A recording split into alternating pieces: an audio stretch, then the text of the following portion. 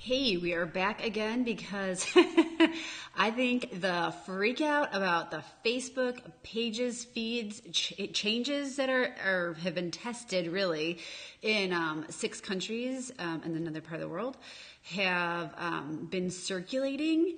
And I feel like some marketers are kind of taking advantage of this big Facebook freak out to drive webinar signups and get page views because I don't feel that they're being very honest about it.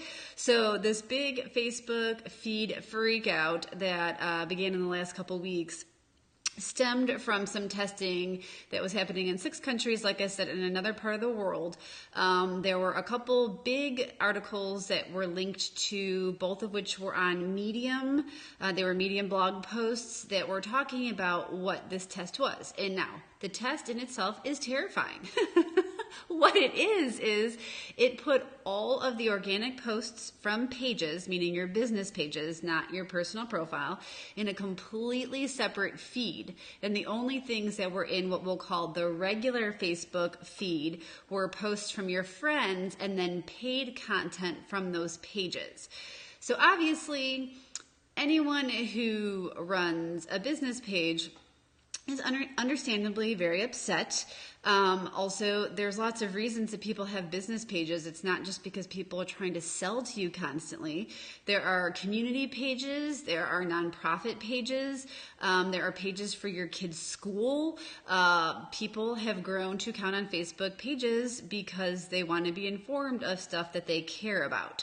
So the news of the testing that was taking place would be completely devastating because truly organic reach is so dismal as it is because Facebook wants you to pay for advertising that it really would just be that final nail in the coffin. However, after this freak out was making the rounds across Facebook marketers, Facebook actually published a clarification where they actually addressed the freak out and this misunderstanding that people were taking from this test.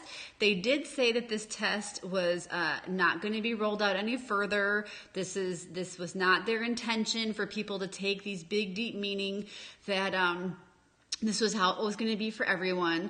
And like I said, I see ads. I've been getting webinar hits. I've been seeing articles published by leading Facebook marketers on Inc.com, just glossing over the clarification altogether because they want the page views or they're trying to get webinar signups, and I just blatantly think that's dishonest.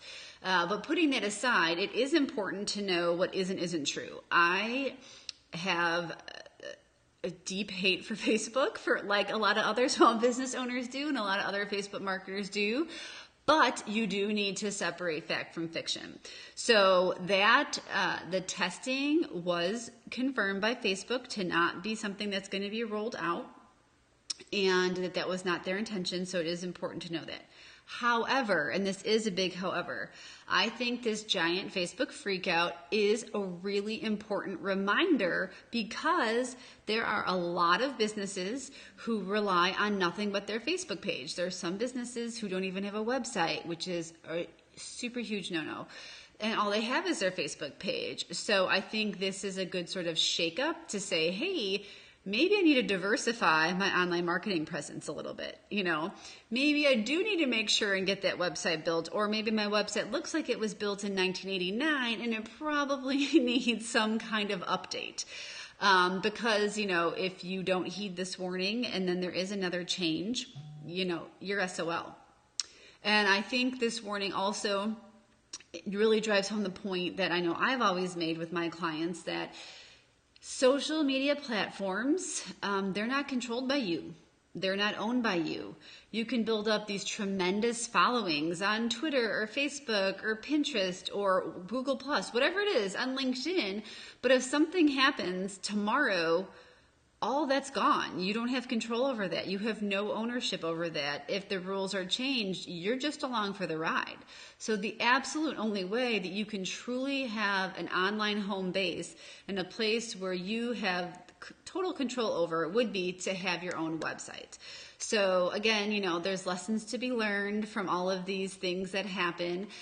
So the big lesson with this Facebook Freakout 2017 is that make sure you have a good website to serve as your online home base for your business, and make sure to consider like, hey, maybe you need to add a second platform, or maybe you need to spend less time on Facebook and put your emphasis somewhere else, because you just don't know what's going to be there for tomorrow. So we're finishing out the year. We just have 2 more months of 2017, so maybe now is a time, before we get too deep into the holidays, to do some of that reflection and do some of that analysis and see where your competitors are, and ask your customers where they hang out, and maybe be honest with yourself and do a comb through of your current website and see if you don't maybe need to touch base with your website designer, or find a website designer for yourself so you can make sure that your website is up to snuff. So those are my thoughts on that. Like I said, it's important to separate fact from fiction, and good luck as you analyze and reanalyze your current online presence. Thanks.